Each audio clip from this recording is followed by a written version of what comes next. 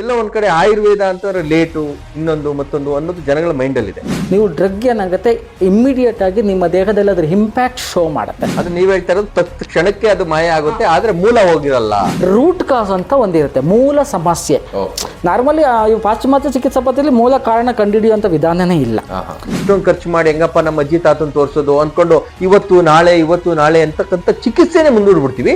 ಅದು ಏನಾಗುತ್ತೆ, ಒಂದು ದಿನ ದೊಡ್ಡದಾಗಿ ಎಮ್ಮರವಾಗಿ ಬೆಳೆದ್ಬಿಡುತ್ತೆ. ಇದೆಲ್ಲ ನಿಮಗೆ ನಾನು ಚಾಲೆಂಜ್ ಮಾಡ್ತೀನಿ, ಯಾರು ಬೇಕಾದ್ರೂ ಚಾಲೆಂಜ್ ಮಾಡ್ತೀನಿ. ನಾವು ಇನ್ಸ್ಟಂಟಾಗಿ ರಿಸಲ್ಟ್ ಕೊಡ್ತೀನಿ.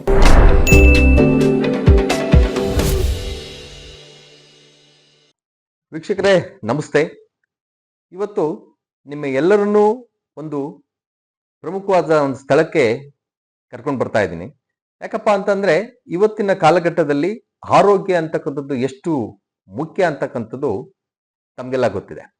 ಇವತ್ತು ಹಲವಾರು ವಿಚಾರವಾಗಿ ಹಲವಾರು ಒಂದು ಡಿಸೀಸ್ಗಳ ಬಗ್ಗೆ ನಮಗೆ ಎಲ್ಲೆಲ್ಲೋ ಹೋಗ್ತಾ ಇರ್ತೀವಿ, ಏನೇನೋ ಮಾಡ್ತಾ ಇರ್ತೀವಿ, ಬೇರೆಯವ್ರನ್ನ ಕೇಳ್ತೀವಿ, ಇದಕ್ಕೆ ಎಲ್ಲಿ ಟ್ರೀಟ್ಮೆಂಟ್ ಸಿಗ್ಬೋದು, ಇದಕ್ಕೆ ಎಲ್ಲಿ ಟ್ರೀಟ್ಮೆಂಟ್ ಸಿಗ್ಬೋದು, ಮತ್ತೆ ಈ ರೀತಿಯ ಗೊಂದಲದಲ್ಲೇ ನಾವು ಗೂಡಾಗಿದೆ. ಆದ್ರೆ ಈ ಎಲ್ಲಕ್ಕೂ ಒಂದು ಮದ್ದು ಅನ್ನೋ ಹಾಗೆ ಈ ಒಂದು ಆಯುರ್ವೇದ ಪರಂಪರೆಯಲ್ಲಿ ನಮ್ಗಳನ್ನ ಜೊತೆಯಾಗಿ ಇಟ್ಕೊಂಡು ಅತ್ಯಂತ ಕಡಿಮೆ ವೆಚ್ಚದಲ್ಲಿ ಸುಮಾರು 15-20 ವರ್ಷಗಳಿಂದ ಒಂದು ಪಾರಂಪರಿಕವಾಗಿ ಒಂದು ಟ್ರೀಟ್ಮೆಂಟ್ ಕೊಡ್ತಾ ಇರ್ತಕ್ಕಂಥ ಒಂದು ಸ್ಥಳಕ್ಕೆ ನಿಮ್ಮನ್ನೆಲ್ಲ ಕರ್ಕೊಂಡು ಹೋಗ್ಬೇಕು ಅಂತ ಈ ಒಂದು ಕಾರ್ಯಕ್ರಮದಲ್ಲಿ ಭಾಗಿಯಾಗಿದ್ದೀವಿ. ಇವತ್ತು ನಾವು ಭೇಟಿ ಆಗ್ತಾ ಇರ್ತಕ್ಕಂಥದ್ದು ಬೆಂಗಳೂರಿನ ಪ್ರಮುಖ ಭಾಗವಾಗಿರ್ತಕ್ಕಂಥ ಕೆಂಗೇರಿ ಉಪನಗರದಲ್ಲಿ ಇರ್ತಕ್ಕಂಥ ನಾಡಿ ಪಾರಂಪರಿಕ ಆಯುರ್ವೇದ ಕೇಂದ್ರ. ಇಲ್ಲಿ ನಾವು ಬಂದಿದ್ದೀವಿ. ಇಲ್ಲಿ ನಾವು ಭೇಟಿ ಆಗ್ತಾ ಇರ್ತಕ್ಕಂಥದ್ದು ವೈದ್ಯ ಆಲ್ಡೋಸ್ ಕೇಟಿ ಅವರು. ಸರ್ ನಮಸ್ತೆ, ಕಾರ್ಯಕ್ರಮಕ್ಕೆ ಸ್ವಾಗತ. ಈ ಆಯುರ್ವೇದ ಅನ್ನೋದ್ರ ಬಗ್ಗೆ ಒಂದು ಬೇಸಿಕ್ ಆಗಿ ಎಷ್ಟೋ ಜನಕ್ಕೆ ಗೊತ್ತಿರಲ್ಲ. ಇವತ್ತು ಹಲವಾರು ರೀತಿಯ ಪಾರಂಪರಿಕಗಳು ಹುಟ್ಟುಕೊಂಡು ಎಲ್ಲ ಒಂದ್ ಕಡೆ ಆಯುರ್ವೇದ ಅಂತಂದ್ರೆ ಲೇಟು ಇನ್ನೊಂದು ಮತ್ತೊಂದು ಅನ್ನೋದು ಜನಗಳ ಮೈಂಡಲ್ಲಿದೆ. ಸ್ವಲ್ಪ ಬೇಸಿಕ್ ಆಗಿ ಹೇಳಬೇಕು ಅಂತಂದ್ರೆ ಆಯುರ್ವೇದದಲ್ಲಿ ಏನ್ ಹೇಳ್ತೀರಾ? ಬೇಸಿಕ್ ಆಗಿ ಸಾಮಾನ್ಯ ಜನಕ್ಕೆ ಅರ್ಥ ಆಗೋಂಗೆ ಹೇಳಬೇಕು ಅಂದರೆ ಆಯುರ್ವೇದ ಅಂದರೆ ಒಂದು ಜೀವನ ಶೈಲಿ, ವೇದ ಅಂದರೆ ತಿಳುವಳಿಕೆ ಅಥವಾ ಜ್ಞಾನ. ನಮ್ಮ ಜೀವನದಲ್ಲಿ ನಾವೇನು ಅಳವಡಿಸ್ಕೊಂಡು ಏನು ನಡಿಬೇಕಾಗಿತ್ತು, ನಾವೇನು ಅಳವಡಿಸ್ಕೊಂಡು ಹೋಗಿ ಅಂತ ಜ್ಞಾನ ಏನಿತ್ತು ಆರೋಗ್ಯದ ಬಗ್ಗೆ ಅಥವಾ ಜೀವನ ಶೈಲಿ ಬಗ್ಗೆ, ಅದೇ ಆಯುರ್ವೇದ. ಜನಕ್ಕೆ ಇವತ್ತೊಂದು ಏನು ತಪ್ಪು ತಿಳುವಳಿಕೆ ಇದೆ, ಆಯುರ್ವೇದ ಅಂದರೆ ಒಂದು ಚಿಕಿತ್ಸಾ ಪದ್ಧತಿ ಆಗೋಗ್ಬಿಟ್ಟಿದೆ. ಚಿಕಿತ್ಸೆ ಇದು ಆಯುರ್ವೇದ ಅಂದರೆ ಇದು ಚಿಕಿತ್ಸೆ. ಈಗ ಇವತ್ತು ಪಾಶ್ಚಿಮಾತ್ಯ ಏನು ಚಿಕಿತ್ಸಾ ಪದ್ಧತಿ ಏನಿದೆ, ಬೇರೆ ಬೇರೆ ಚಿಕಿತ್ಸಾ ಪದ್ಧತಿಗಳೇನಿದೆ, ಅದೇ ಥರ ಇದೊಂದು ಪದ್ಧತಿಯನ್ನು ಅದೇ ಹಿಂದೆ ಆಗಿರಲಿಲ್ಲ. ಆಯುರ್ವೇದ ಅನ್ನೋದು ನಮ್ಮ ಜೀವನದ ಒಟ್ಟಿಗೆ ಸರಳವಾಗಿ ಸುಲಭವಾಗಿ ನಮಗೆ ಬರಬೇಕಾದಂಥ ಆರೋಗ್ಯದ ಸಮಸ್ಯೆಗಳನ್ನು ಮನೆಯಲ್ಲೇ ಅಂದರೆ ನಿಮ್ಮ ಅಡುಗೆ ಮನೆಯಲ್ಲೇ ಹೇಗೆ ಅದನ್ನು ಬಗೆಹರಿಸ್ಕೊಬೋದು ಅಂತ ತಿಳುವಳಿಕೆ ಕೊಡಬೇಕಾದಂಥ ಕೊಡಬಹುದಾಗಿದ್ದ ಜ್ಞಾನ ಅಷ್ಟೇ. ಅದನ್ನೇ ಆಯುರ್ವೇದ ಅಂತ ಹೇಳಿದ್ದು. ಅದು ಕಾಲಘಟ್ಟದಲ್ಲಿ ತದನಂತರ ಅದು ಕಮರ್ಷಿಯಲ್ ಆಗಿ ಒಂದು ಸಂಸ್ಥೆಯಾಗಿ ಅಥವಾ ಒಂದು ಆಯುರ್ವೇದ ಜ್ಞಾನವಾಗಿ ಮರು ನಿರ್ಮಾಣ ಕೊಡ್ತಾ ಹೋಯ್ತು ಅಷ್ಟೇ. ಸರ್, ಈ ಒಂದು ಇನ್ಸ್ಟಂಟ್ ಯುಗ ಆಗ್ಬಿಟ್ಟಿದೆ. ಏನೇ ಆಗ್ಲಿ ಇಮ್ಮಿಡಿಯೇಟ್ ಆಗಿ ರಿಸಲ್ಟ್ ಬೇಕು ಅಂತಕ್ಕಂಥದ್ದು.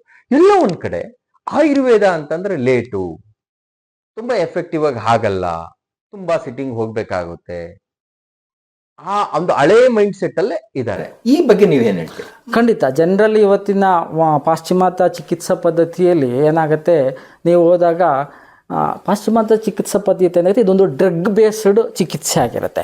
ನೀವು ಡ್ರಗ್ ಏನಾಗುತ್ತೆ ಇಮ್ಮಿಡಿಯೇಟ್ ಆಗಿ ನಿಮ್ಮ ದೇಹದಲ್ಲಿ ಅದ್ರ ಇಂಪ್ಯಾಕ್ಟ್ ಶೋ ಮಾಡುತ್ತೆ. ವೆದರ್ ಈಗ ನೀವೆಲ್ಲೋ ಒಂದು ಕಾಲು ನೋವು ಅಂತನೋ, ಮಂಡಿ ನೋವು ಅಂತನೋ, ಸೊಂಟ ನೋವು ಅಂತನೋ ಹೋಗ್ತೀರಾ, ಅವ್ರು ಇಮ್ಮಿಡಿಯೇಟಾಗಿ ಒಂದು ಪೈನ್ ಕಿಲ್ಲರ್ ಹಾಕ್ತಾರೆ. ಈಗ ಎಷ್ಟೋ ಜನಕ್ಕೆ ಇದು ಪೈನ್ ಕಿಲ್ಲರ್ ಅಂತ ವಾಸಿ ಆಗಿದೆ ಅಂತ ಜನಕ್ಕೆ ಗೊತ್ತೇ ಆಗೋದಿಲ್ಲ. ಒಂದು ಪೈನ್ ಕಿಲ್ಲರ್ ಹಾಕಿದ್ದಾರೆ ಅಲಾಂಗ್ ವಿತ್ ಅಷ್ಟೇ ಬೇಗ ಆಂಟಿಬಯೋಟಿಕ್ ಸಮಥಿಂಗ್ ಕೊಟ್ಟು, ಅದು ನೀವ್ ಹೇಳ್ತಾ ಇರೋದು ತಕ್ಷಣಕ್ಕೆ ಅದು ಮಾಯ ಆಗುತ್ತೆ, ಆದ್ರೆ ಮೂಲ ಹೋಗಿರಲ್ಲ. ಹೌದೌದು. ನೀವು ಅದೊಂದು ಪೈನ್ ಕಿಲ್ಲರ್ ಹಾಕಿದಾಗ ಇಮಿಡಿಯೇಟ್ ನಿಮ್ಗೆ ರಿಸಲ್ಟ್ ಸಿಕ್ಕಿರುತ್ತೆ. ಬಟ್ ರೂಟ್ ಕಾಸ್ ಅಂತ ಒಂದಿರುತ್ತೆ, ಮೂಲ ಸಮಸ್ಯೆ. ನಾರ್ಮಲಿ ಪಾಶ್ಚಿಮಾತ್ಯ ಚಿಕಿತ್ಸಾ ಪದ್ಧತಿಯಲ್ಲಿ ಮೂಲ ಕಾರಣ ಕಂಡುಹಿಡಿಯುವಂಥ ವಿಧಾನನೇ ಇಲ್ಲ. ಆಯುರ್ವೇದದಲ್ಲಿ ಮಾತ್ರ ಮೂಲ ಕಾರಣಕ್ಕೆ ನಾವು ಚಿಕಿತ್ಸೆ ಮಾಡ್ತೀವಿ. ಹಾಗಾಗಿ ಅಲ್ಲೋದಾಗ ಏನಾಗುತ್ತೆ, ಅವ್ರಿಗೆ ಫಾಸ್ಟಾಗಿ ನಿಮಗೆ ಸಮಸ್ಯೆ ಕಡಿಮೆ ಆಗುತ್ತೆ, ಬಟ್ ಸಮಸ್ಯೆ ಬಗೆಹರಿದಿರೋದಿಲ್ಲ. ಸೊ ಆಯುರ್ವೇದದಲ್ಲಿ ಅದು ಕೆಲವ್ರದ್ದು ಅದು ತಪ್ಪು ತಿಳುವಳಿಕೆ, ಲೇಟ್ ಆಗುತ್ತೆ ಆಯುರ್ವೇದದ. ಖಂಡಿತ ಲೇಟ್ ಆಗೋದೇ ಇಲ್ಲ. ನೋಡಿ, ಇದರಲ್ಲಿ ನಾವು ಆಯುರ್ವೇದದಲ್ಲಿ 3 ಥರ ನಾವು ಕನ್ಸಿಡರ್ ಮಾಡ್ತೀವಿ. ಒಂದು ವಾತಾದಿ ರೋಗಗಳು, ಪಿತ್ತಾದಿ ರೋಗಗಳು ಮತ್ತು ಕಫಾದಿ ರೋಗಗಳು ಅಂತ ಕರಿತೀವಿ. 3 ವಿಧದಲ್ಲಿ ಈ ವಾತಾದಿ ರೋಗಗಳೇನಿದ್ದಾವೆ, ಈ ಪೈನ್ಗಳು, ವಾತಾದಿ ರೋಗಗಳು ಅಂದರೆ ಆಲ್ಮೋಸ್ಟ್ ಆಲ್ಮೋಸ್ಟ್ ಏನೇನು ಪೇಯ್ನ್ ಬರುತ್ತೆ ಒಬ್ಬ ಮನುಷ್ಯನಿಗೆ, ಆಲ್ಮೋಸ್ಟ್ ಎಲ್ಲ ಪೇಯ್ನ್ಗಳು ಇಟ್ಸ್ ಬಿಲಾಂಗ್ಸ್ ಟು ವಾಯು ಇಂಬ್ಯಾಲೆನ್ಸ್ ಅಥವಾ ವಾತಾದಿ ರೋಗ ಅಂತ ಕರಿತೀವಿ. ಇದು ಸ್ವಲ್ಪ ನಿಧಾನಕ್ಕೆ ಆಗತ್ತೆ ಆಯುರ್ವೇದದಲ್ಲಿ. ಬಟ್ ಪಿತ್ತಾದಿ ರೋಗಗಳೇನಿದ್ದಾವೆ ಇದೆಲ್ಲ ನಿಮಗೆ ನಾನು ಚಾಲೆಂಜ್ ಮಾಡ್ತೀನಿ, ಯಾರು ಬೇಕಾದ್ರೂ ಚಾಲೆಂಜ್ ಮಾಡ್ತೀನಿ. ನಾವು ಇನ್ಸ್ಟಂಟಾಗಿ ರಿಸಲ್ಟ್ ಕೊಡ್ತೀನಿ. ಈಗ ಯಾರು ಬೇಕಾದ್ರೆ ಒಂದು fatty liver it's belongs to ಪಿತ್ತ ದೋಷ, ಪಿತ್ತಾದಿ ರೋಗ. ಫ್ಯಾಟಿ ಲಿವರ್ ಈಗ ನೀವು ನಾರ್ಮಲ್ ಬೇರೆ ಚಿಕಿತ್ಸಾ ಪದ್ಧತಿಗೆ ಹೋದರೆ 6 ತಿಂಗಳು 7 ತಿಂಗಳು ವರ್ಷ ಎಲ್ಲ ಚಿಕಿತ್ಸೆ ತಗೊಳ್ತಾರೆ. ಬಂದು ನನ್ನ ಹತ್ರ ಬನ್ನಿ, ಒಂದೇ ತಿಂಗಳಲ್ಲಿ ನಾನು fatty liver first stage recover ಮಾಡಿಕೊಡ್ತೀನಿ. ಸರ್, ಇವಾಗ ಪೇಯ್ನ್ ಅಂತ ಬಂದಾಗ ನಾರ್ಮಲ್ ಆಗಿ ನಮ್ಮ ಮಧ್ಯಮ ವರ್ಗದ ಜನಾಂಗ ಇರ್ಬೋದು. ಓಕೆ, ನಾರ್ಮಲ್ ಆಗಿ ಪೇರೆಂಟ್ಸ್ ಇರ್ತಾರೆ, ತಂದೆ ತಾಯಿ ಅತ್ತೆ ಮಾವ ಅಜ್ಜಿ ತಾತ ಈ ತರ ಕುಟುಂಬಗಳಿರ್ತವೆ. ಬಟ್ ಯಾವಾಗ ಅವರುಗಳನ್ನ ಈ ಒಂದು ಪಾಶ್ಚಿಮಾತ್ಯ ಹಾಸ್ಪಿಟ್ಲ್ಗಳಿಗೆ ಕರ್ಕೊಂಡು ಹೋಗೋಕ್ಕಾಗಲ್ಲ, ಯಾಕಂದ್ರೆ ದುಂದು ವೆಚ್ಚ ಆಗುತ್ತೆ. ಯಾಕಂದ್ರೆ ನಾರ್ಮಲ್ ಆಗಿ ವಯಸ್ಸಾದ್ಮೇಲೆ ಪೇಯ್ನ್ ಬರೋದು ಮತ್ತೊಂದು ಕಾಮನ್ ಆಗಿರುತ್ತೆ. ಬಟ್ ಆದ್ರೆ ಎಲ್ಲೋ ಒಂದ್ ಕಡೆ ಅವ್ರಿಗೆ ಕುಟುಂಬಗಳಿಗೆ ನಮ್ಗೆ ಅನ್ಸ್ಬಿಡುತ್ತೆ, ಅಯ್ಯೋ ಇಷ್ಟೊಂದು ಖರ್ಚು ಮಾಡಿ ಹೆಂಗಪ್ಪ ಪೇರೆಂಟ್ಸ್ ತೋರಿಸೋದು, ಇಷ್ಟೊಂದು ಖರ್ಚು ಮಾಡಿ ಹೆಂಗಪ್ಪ ನಮ್ಮ ಅಜ್ಜಿ ತಾತನ ತೋರಿಸೋದು ಅಂದ್ಕೊಂಡು ಇವತ್ತು ನಾಳೆ ಅಂತಕ್ಕಂಥ ಚಿಕಿತ್ಸೆನೇ ಮುಂದೂಡ್ಬಿಡ್ತೀವಿ. ಅದು ಏನಾಗುತ್ತೆ, ಒಂದು ದಿನ ದೊಡ್ಡದಾಗಿ ಎಮ್ಮರವಾಗಿ ಬೆಳೆದು ಬಿಡುತ್ತೆ. ಗೊತ್ತಾಯ್ತಾ? ಈ ತರ ಕುಟುಂಬಗಳಿಗೆ ನಿಮ್ಮ ಸಲಹೆಗಳೇನು? ಖಂಡಿತ ಇದು ಒಂದು ಒಳ್ಳೆ ಪ್ರಶ್ನೆ. ಇವತ್ತು ಚಿಕಿತ್ಸೆ ಅಂದರೆ ತುಂಬ ದುಬಾರಿ ಆಗಿಬಿಟ್ಟಿದೆ. ಈಗ ಹಾಸ್ಪಿಟ್ಲಿಗೆ ಹೋಗ್ಬೇಕು ಅಂದ್ರೆ ಯೋಚನೆ ಮಾಡ್ತಿದ್ದಾರೆ. ಮತ್ತು ಇವತ್ತಿನ ಪರಿಸ್ಥಿತಿ ಯಾವ ರೀತಿ ಆಗಿದೆ ಅಂತಂದರೆ, ಇನ್ಶೂರೆನ್ಸ್ ಇಲ್ಲದೆ ನಾವು ಚಿಕಿತ್ಸೆನೇ ಪಡೆಯೋಕ್ಕಾಗಲ್ವೇನೋ ಅಂತ ಆಗಿದೆ. ಇನ್ನೂ ಅದನ್ನು ಆಚೆಗೆ ಇನ್ಶೂರೆನ್ಸ್ ಇದ್ದವ್ರನ್ನ ಇನ್ನು ಬೇರೆ ಬೇರೆ ರೀತಿಯಲ್ಲಿ ನಮಗೆ ಗೊತ್ತು, ಕಮರ್ಷಿಯಲ್ ಆಗಿ ತಗೊಂಡು ಏನೇನೋ ಮಾಡ್ತಿದ್ದಾರೆ. ಅದು ಬೇಡ ಇವಾಗ, ಅದು ಮುಂದೆ ನಾವು ಚರ್ಚೆ ಮಾಡ್ಕೊಂಡು ಹೋಗೋಣ ಏನೇನು ಆಗ್ತಿದೆ ಸಮಾಜದಲ್ಲಿ ಅಂತ. ಏನಾಗ್ತಿದೆ ಅಂತಂದರೆ, ಯಾವುದೇ ಒಂದು ನೋವು ಇರಲಿ, ಒಬ್ಬ ಹಿರಿಯರಾಗಿರಲಿ, 80 ವರ್ಷ 60 ವರ್ಷ ರಿಟೈರ್ಡ್ ಆಗಿದ್ರೆ ಏನಾದರೂ ಆಗಿರಲಿ, ಒಂದು ಪೇಯ್ನ್ ಬರ್ತಿದೆ ಅಂದರೆ ಅದು 1 ಸರಿ ಬಂತು, 2 ಸರಿ ಬಂತು, 3ನೇ ಸರಿ ಇದು ರಿಪೀಟ್ ಆಗ್ತಿದೆ ಅಂದರೆ ಇಮಿಡಿಯೇಟ್ ಅದಕ್ಕೆ ಆ್ಯಕ್ಷನ್ ತೊಗೋಬೇಕು. ಇಲ್ಲೇನಾಗ್ತಿದೆ, ಇವ್ರು ಆ್ಯಕ್ಷನ್ ತಗೊಳಲ್ಲ. ಏನೋ ಬಂದಿದೆ ಬಿಡು, ಬಂದು ಹೋಗ್ಬಿಡುತ್ತೆ ಬಿಡು, ಇದು ಅದರಿಂದ ಬಂದಿರ್ಬೋದು, ಇಲ್ಲೊಂದು ಇಂಜೆಕ್ಷನ್ ಕೊಟ್ಟಿದ್ರು ಅದು ಇದರಿಂದ ಬಂದಿರ್ಬೋದು, ನನಗೆ ಸರ್ಜರಿ ಮಾಡಿಸುವಾಗ ಲೋಕಲ್ ಅನಸ್ತೇಷಿಯಾ ಕೊಟ್ಟಿದ್ರು ಬೆನ್ನಿಗೆ, ಅದರಿಂದ ಬರ್ತಾ ಇರ್ಬೋದು ಸೊಂಟ ನೋವು. ಈಗ ಏನೇನೋ ಅವರು ಅವರೇ ಡಾಕ್ಟರ್ಗಳಾಗ್ಬಿಡ್ತಾರೆ, ಅಥವಾ ಅವರೇ ಒಂದು ಕಲ್ಪನೆ ಮಾಡ್ಕೊಂಡಿದ್ದಾರೆ. ಈಗ ಸಮಾಜದಲ್ಲಿ ಅದೊಂದು ಈಗ ನನ್ನ ಹತ್ರ ತುಂಬ ಹೆಣ್ಮಕ್ಳು ಸೊಂಟ ನೋವು ಅಂತ ಬರ್ತಾರೆ. ಸರ್ ಅವ್ರು ನಾನು ಕೇಳೋಕ್ಕಿಂತ ಮುಂಚೆ ಅವರೇ ನನಗೆ ಹೇಳ್ಬಿಡ್ತಾರೆ, ನನಗೆ ಡೆಲಿವರಿ ಟೈಮಲ್ಲಿ ನನಗೆ ಬೆನ್ನಿಗೆ ಇಂಜೆಕ್ಷನ್ ಕೊಟ್ಟಿದ್ರು, ಅದರಿಂದ ಸೊಂಟ ನೋವು ಸ್ಟಾರ್ಟ್ ಆಯಿತು, ಅದು ಇವಾಗ ಜಾಸ್ತಿ ಆಗಿಬಿಟ್ಟಿದೆ. ನಾನು ಅವರಿಗೆ ತುಂಬ ಸರಿ ಪ್ರಶ್ನೆ ಮಾಡಿದ್ದೀನಿ, ನಿಮಗೆ ಆ ಇಂಜೆಕ್ಷನ್ ಕೊಟ್ಟಿದ್ರಿಂದನೇ ಪೇಯ್ನ್ ಬಂತು ಅಂತ ನಿಮ್ಗೆ ಹೆಂಗೆ ಗೊತ್ತು? ಅವರೇ ಡಾಕ್ಟರ್ಗಳು. ಈಗ ಅವ್ರದ್ದೇ ಒಂದು ನಾಲೆಡ್ಜ್, ಅವ್ರು ಸೀಮಿತ ನಾಲೆಡ್ಜ್ ಅಂತ ಕರಿತೇವೆ.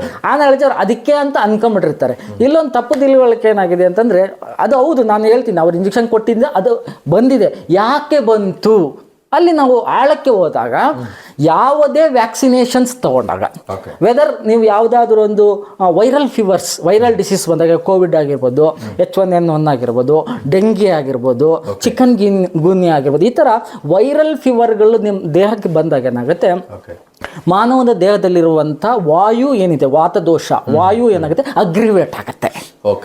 ಸೊ ಅಲ್ಲಿಗೆ ಬರ್ತೀನಿ. ಹೇಗೇನು ಈ ಲೇಡಿ ಏನು ಹೇಳ್ತಿದ್ರಲ್ಲ, ಈ ಲೇಡೀಸ್ ಯಾರು ಬಂದವರಲ್ಲ ನಮಗೇನು ಹೇಳ್ತಾರೆ, ಅಲ್ಲಿ ಇಂಜೆಕ್ಷನ್ ಕೊಟ್ಟಿದ್ದಾಗ ನಮಗೆ ಪೇಯ್ನ್ ಸ್ಟಾರ್ಟ್ ಆಯಿತು, ಅವ್ರ ದೇಹದಲ್ಲಿ ಆಲ್ರೆಡಿ ವಾತದೋಷ ಇತ್ತು. ಅವತ್ತು ಆ ವ್ಯಾಕ್ಸಿನೇಷನ್ ತೊಗೊಂಡಾಗ ಅಥವಾ ಆ ಇಂಜೆಕ್ಷನ್ ತೊಗೊಂಡಾಗ ಅಲ್ಲಿದ್ದಂಥ ವಾಯು ಅಗ್ರಿವೇಟ್ ಆಯಿತು. ಅವರು ಇಂಜೆಕ್ಷನ್ ಕೊಟ್ಟಿದ್ರಿಂದನೇ ಅದು ಬಂದಿಲ್ಲ.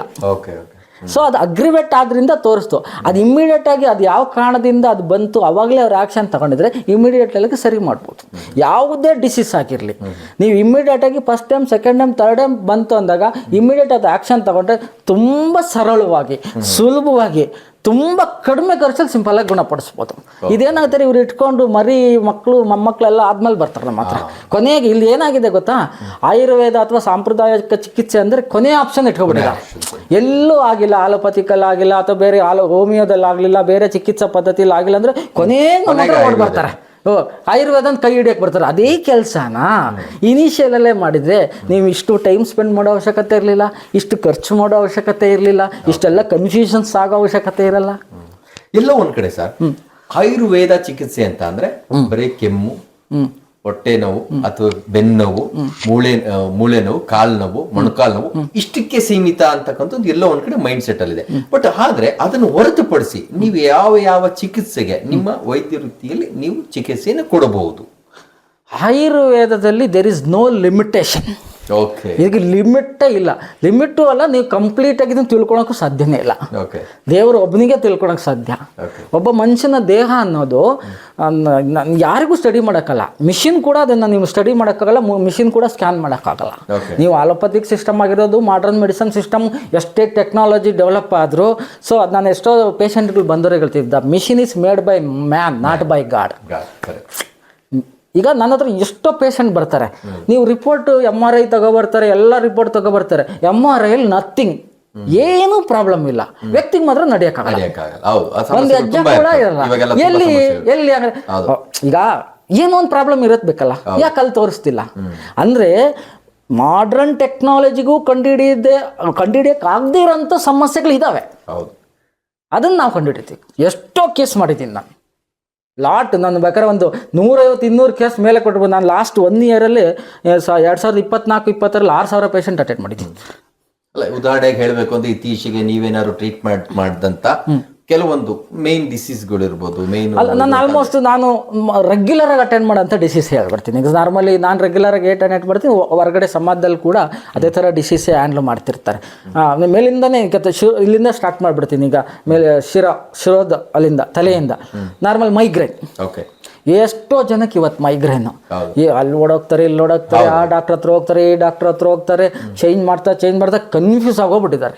ನನ್ನ ಪ್ರಕಾರ ಮೈಗ್ರೇನ್ ಅಂದರೆ ನಾರ್ಮಲ್ ಏನು ಗೊತ್ತಾ, ಬೆಳಗ್ಗೆ ನಾರ್ಮಲಿ ನಾವು ಈ ಪುರಾತನ ಆಯುರ್ವೇದ ಪ್ರಕಾರ ಮೈಗ್ರೇನ್ ಅಂದರೆ ಸೂರ್ಯ ಉದಯ ಆದಾಗ ತಲೆನೋವು ಸ್ಟಾರ್ಟ್ ಆಗುತ್ತೆ. ಸೂರ್ಯ ಎಂಡಾಗ್ತಾ ತಲೆನೋವು ಕಡಿಮೆ ಆಗಿದೆ. ಇದು ಆ್ಯಕ್ಚುಲಿ ಇದು ಮೈಗ್ರೇನ್ ಅಂತಂದರೆ ಇದು. ಇವಾಗ ಏನಾಗಿದೆ, ಎಲ್ಲ ತಲೆನೋವುಗಳು ಮೈಗ್ರೇನ್ ಆಗಿಬಿಟ್ಟಿದ್ದಾವೆ. ಎಲ್ಲ ತಲೆ ನಿಮಗೆ ವಾಸಿ ಆಗ್ತಿಲ್ವಾ, 1 ತಿಂಗಳು 2 ತಿಂಗಳು 3 ತಿಂಗಳು ಟ್ರೀಟ್ಮೆಂಟ್ ಕೊಡ್ತಾರೆ, ವಾಸಿ ಆಗ್ತಿಲ್ಲ ಅಂದರೆ ಸೀಲ್ ರಬ್ಬರ್ ಸ್ಟಾಂಪ್ ತಗೊಂಡ್ರೆ ಸೀಲ್ ಆಗ್ಬಿಟ್ಟಿದೆ ಅಂತಂದ್ರೆ ತಲೆನೋವು ಬಂತು ಅಂದ್ರೆ ಮೈಗ್ರೇನ್ ಅಂತ ಹೇಳ್ಬೋದು. ಯಾಕೋ ಮೈಗ್ರೇನ್ ಅಂತ ಏನೋ ಒಂದು ಇದು ಅನ್ನೋ ಒಂದು. ಹೌದು, ಸಿಂಪಲ್. ಯಾವುದೇ ಮೈಗ್ರೇನ್ ಇರಲಿ, ನಾನು ಫಸ್ಟ್ನೇ ದಿವಸನೇ ಚೇಂಜಸ್ ಮಾಡಿ ತೋರಿಸ್ತೀನಿ. ಫಸ್ಟ್ನೇ ಸಿಟ್ಟಿಂಗಲ್ಲೇ ನನ್ನ ಹತ್ರ ಬಂದಿದ್ದ ದಿವಸನೇ. ಮೈಗ್ರೇನ್ ಅನ್ನೋದು ಒಂದು ದೊಡ್ಡ ಡಿಸೀಸ್ ಅಲ್ವೇ ಅಲ್ಲ, ತುಂಬ ಸರಳವಾಗಿ ಸುಲಭವಾಗಿ ಇದನ್ನ ಸಾಲ್ವ್ ಮಾಡ್ಬೋದು. ಈ ಮೈಗ್ರೇನ್ ಬರೋಕ್ಕೆ ಕಾರಣನೂ ಹೇಳ್ಬಿಡ್ತೀನಿ. 2 ರೀತಿಯ ಗ್ಯಾಸ್. ಒಂದು ವಾಯು ಇಂಬ್ಯಾಲೆನ್ಸ್, ಇಟ್ಸ್ ಬಿಲಾಂಗ್ಸ್ ಟು ವಾತ ದೋಷ. ಇನ್ನೊಂದು ಗ್ಯಾಸ್. ಕೆಲವರು ಅಂತ ಗ್ಯಾಸು ವಾಯು, ಇಲ್ಲೊಂದು ಕನ್ಫ್ಯೂಸ್ ಇದೆ ಸಮಾಜದಲ್ಲಿ. ಗ್ಯಾಸ್ ಅಂದ್ರೆ ವಾಯು ಅಲ್ವಾ, ವಾಯು ಅಂದ್ರೆ ಗ್ಯಾಸ್ ಅಲ್ಲ, ಖಂಡಿತ ಬೇರೆ ಬೇರೆ. ಕುತ್ತಿಗೆ ನೋವಿಲ್ದೆ ನನ್ನ ಹತ್ರ ತುಂಬ ಮಕ್ಕಳು ಬರ್ತಾರೆ. ಡಿಸ್ಕ್ ಬಲ್ಜ್ 8ನೇ ಕ್ಲಾಸಲ್ಲಿ 8ನೇ ಕ್ಲಾಸು 7ನೇ ಕ್ಲಾಸು ಹುಡುಗರಿಗೆ ಡಿಸ್ಕ್ ಬಲ್ಜ್ ಆಗಿರೋ ಪೇಷಂಟ್ ನಾನು ನೋಡಿದ್ದೀನಿ. ಯಾಕೆಂತಂದರೆ ಎಲ್ಲ ಈ ಬುಕ್ ರೀಲ್ಸ್ ನೋಡೋದು ಇಲ್ಲ, ಏನಾಗ್ತಿದೆ ಅಂತ ಇದಕ್ಕೆಲ್ಲ ಮೂಲ ಕಾರಣ ಹೇಗೇನು ನೋಡಿ ಲಿಂಕ್ ಆಗುತ್ತೆ. ಇದಕ್ಕೆಲ್ಲ ಗ್ಯಾಸೇ ಕಾರಣ. ಈ ಗ್ಯಾಸನ್ನು ನಾವು ಸರಿ ಮಾಡಿದ್ರೆ, ಇನ್ನೊಂದು ಏನಾಗುತ್ತೆ, ಗ್ಯಾಸ್ ಹೋಗ್ಬಿಟ್ಟು ಈ ಸರ್ವೈಕಲ್ ಭಾಗದಲ್ಲಿ, ನಿಮ್ಮ ಕುತ್ತಿಗೆ ಭಾಗದಲ್ಲಿ ಈ C5, C4, C5, C6, C7 ಈ ಭಾಗದಲ್ಲಿ ಇವರು ಹಿಂಗೆ ಬಗ್ಗೆ ಕೆಲಸ ಮಾಡ್ತಿಲ್ಲ, ಬಗ್ಗೆ ಓದ್ತಿರ್ತಾರೆ. ಈ ವಾಯು ಏನು ಮಾಡುತ್ತೆ, ಯಾವುದು ಡೆಲಿಕೇಟೆಡ್ ಏರಿಯಾ, ಇದ್ರ ಕೆಲಸನೇ ಈ ಡೆಲಿಕೇಟೆಡ್ ಏರಿಯಾ ಎಲ್ಲಿ ಅಂತ ಹುಡುಕೋದು, ಯಾವುದು ವೀಕ್ ಏರಿಯಾ ಅಂತ ಹುಡುಕೋದು. ಈಗ ನೀವು ಯಾರ ಮೇಲೆ ದಬ್ಬಾಳಿಕೆ ಮಾಡ್ತೀರಾ, ಅರ್ಧ ಈ ವಾಯುದು ಅದೇ ಕೆಲಸ, ಈ ಗ್ಯಾಸ್ದು ಅದೇ ಕೆಲಸ, ಯಾವುದು ಡೆಲಿಕೇಟೆಡ್ ಏರಿಯಾ, ಇದೆಲ್ಲ ವಾಯುನೇ. ಅಗೈನ್ ಈ ವಾಯು ಯಾಕೆ ಬಂತು, ಹಿಂದೆ ಯಾಕೆ ಬರ್ತಿರ್ಲಿಲ್ಲ? ವೀಕ್ಷಕರೇ, ಈ ಒಂದು ಕಾರ್ಯಕ್ರಮ ಮುಂದಿನ ಎಪಿಸೋಡಲ್ಲೂ ಸಹ ಮುಂದುವರಿತಾ ಇರ್ತದೆ. ಬೇರೆ ಬೇರೆ ವಿಚಾರಗಳ ಬಗ್ಗೆ ಬೇರೆ ಬೇರೆ ರೀತಿಯ ಮಾಹಿತಿಗಳನ್ನು ನಿಮಗೆ ವೈದ್ಯರು ತಿಳಿಸ್ಕೊಡ್ತಾರೆ. ಅದುವರೆಗೂ ನಮಸ್ಕಾರ.